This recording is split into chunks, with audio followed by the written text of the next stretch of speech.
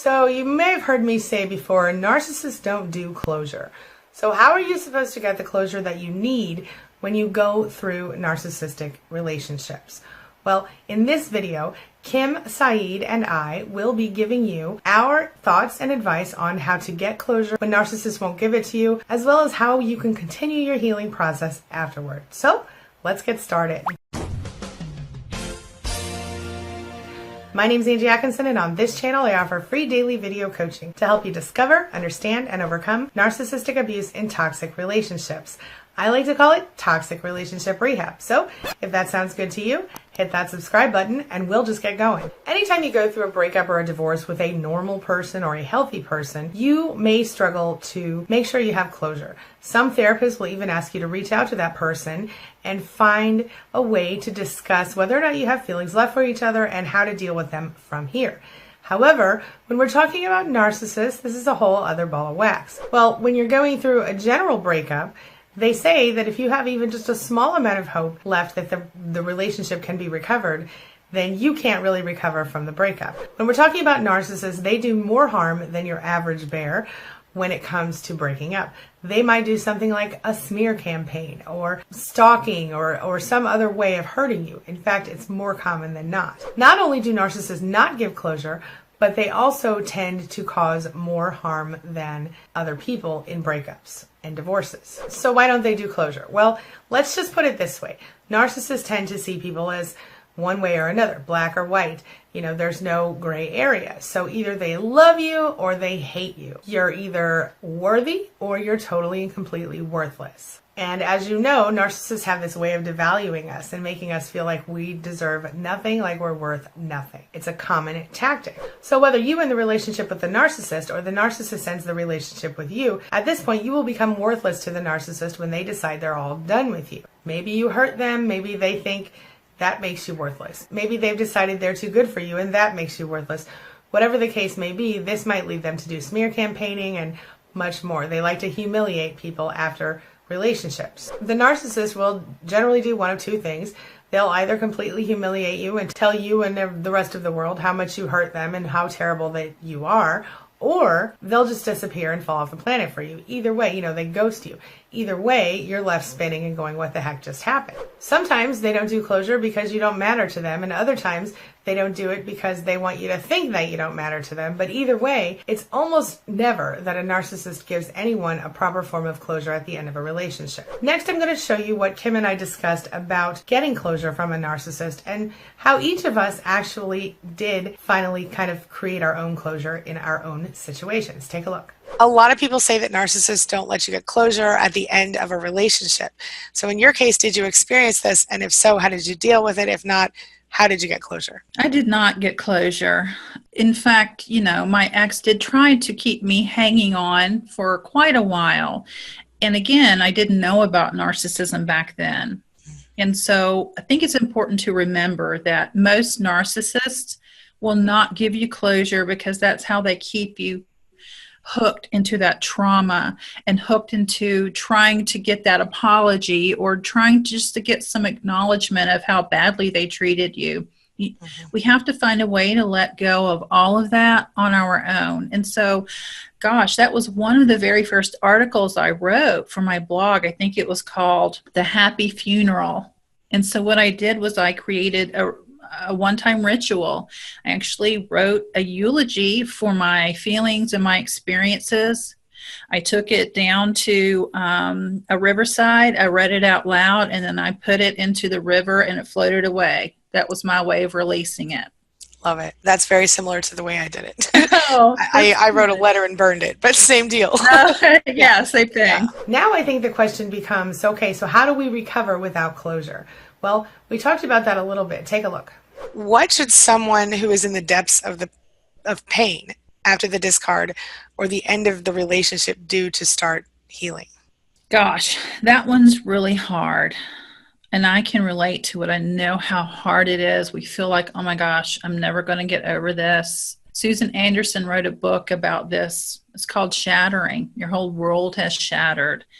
Not only are you going through the trauma bonding, but your whole future as you knew it is suddenly gone. But what we interpret as feelings of deep love are really attachment-related traumas. So the trauma bonding is the part that is so difficult to release and let go of. Most of us are empaths, and we bond with people so deeply, and it's really like having a phantom limb once that person is gone.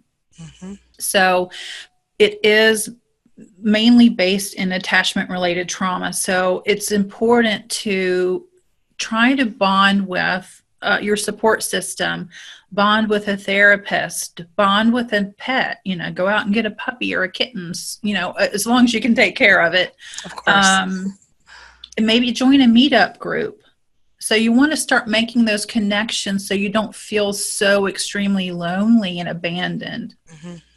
I agree. And platonic connections as much as possible. Oh, yes. That is so important. And that's what I try to encourage people to do, is don't enter into another relationship, a romantic one, for at least a year. And that is with doing daily work. I agree. Yeah.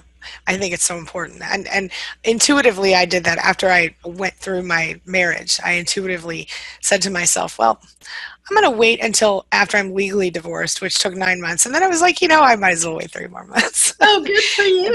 I didn't have that experience. I say that completely in hindsight.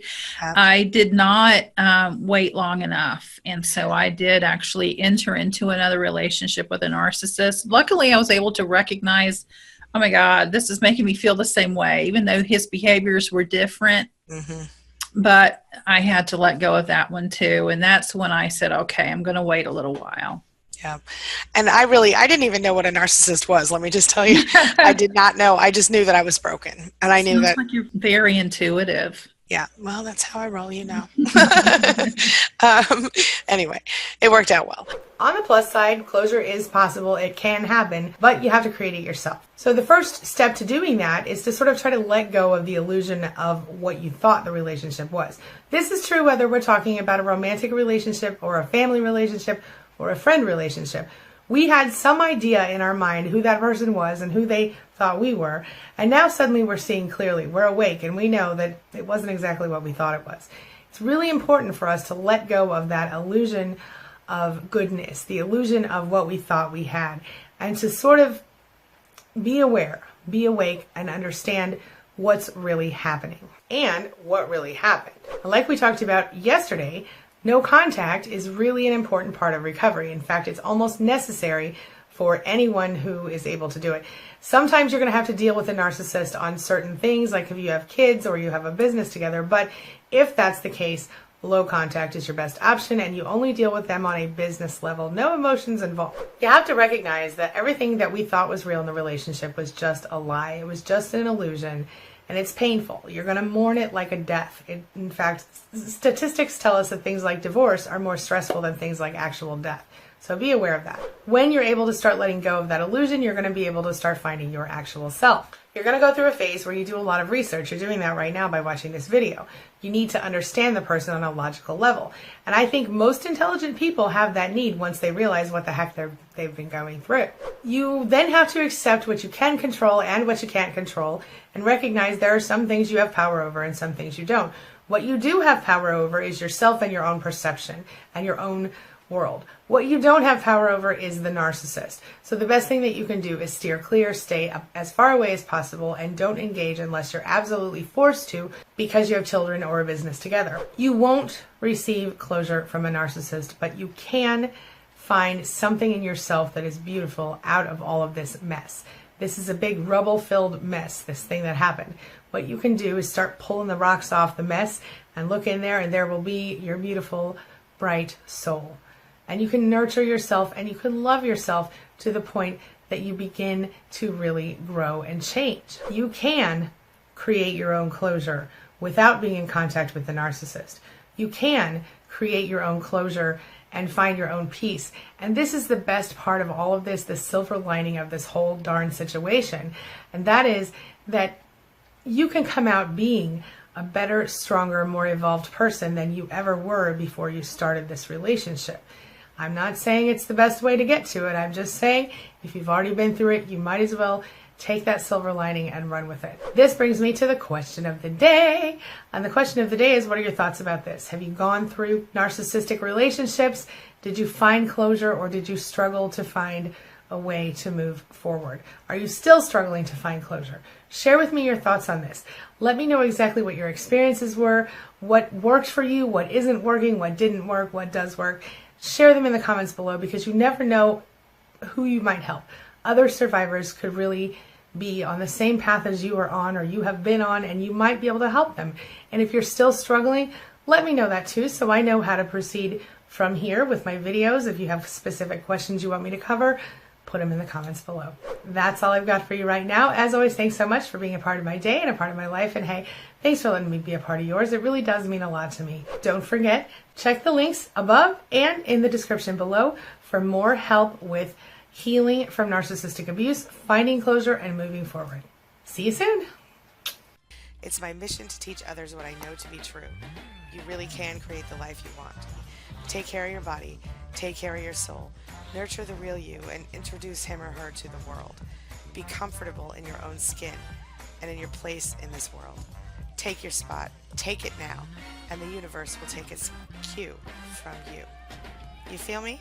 If so, subscribe to my channel. Let's get it done together.